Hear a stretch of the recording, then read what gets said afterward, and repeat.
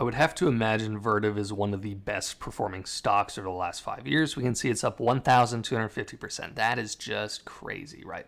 What a performance. And a lot of that has been recently too, 224% in 1 year. And you may say, wow, that's insane, just purely driven off of hype. And don't get me wrong, there is the expectation that the stock continues to do well.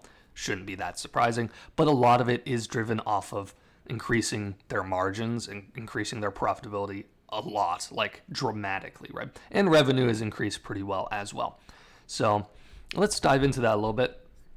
You can see the PE right here, 94, 93.5, forward PE 52. So yeah, there is a high level for PE, but when you go up 1,250%, it shouldn't be that surprising that the PE is fairly high.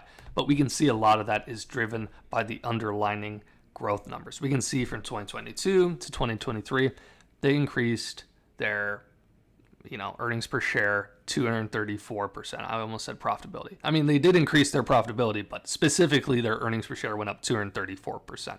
And then subsequently 51.8%. So we can see over the last 2 years, they've increased basically 500% their profitability. 2023, right? They're up, a little bit more than that, but also revenue has increased pretty well as well. 14%, 21%, 14%. Again, if you do that every year, maintaining this level of profitability for 5 years, you're going to do very well. Are you going to do 1,252% well? No, but you're still going to do much better than the average stock. So, yeah, that's really, really good numbers. Cash flow increase as well. So a lot of it is driven off of profitability and revenue. Also, what they do specifically, right? Data center stuff. It is so, so important. I work at a pseudo data center. We lose lots of money because the infrastructure is bad. The company went bankrupt that made it. It is not good.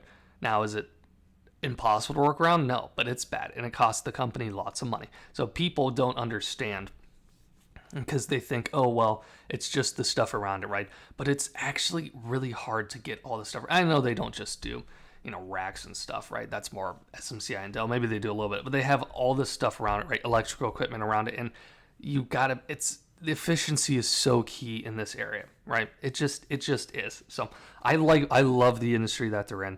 Data centers of the future. Basically, there's no one on this planet that's going to refute that there's going to be more data centers in the coming years, right? It's just reality. We need more and more computing, even with the AI stuff, but even outside of the AI stuff, right?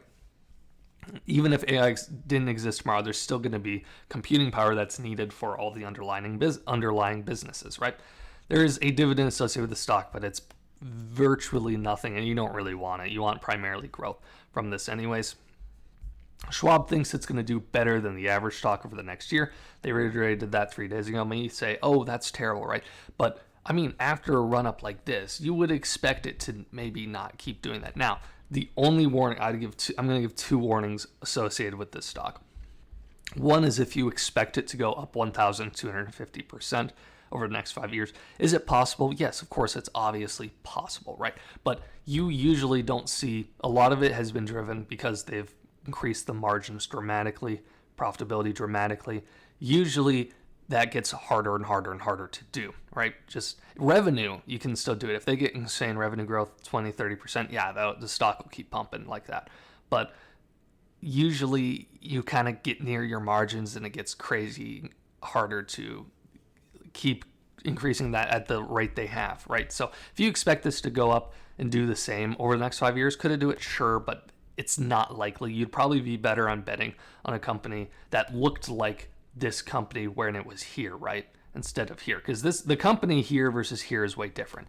Now, I still think it'll do very well in the long term, and it's still a very good hold. However, it's probably not going to pump, 500% over the next 2 years again. Who knows? It could, but that's just what I would assume. The other one is, I'm assuming most of you watching this video either own this company or are super interested in it.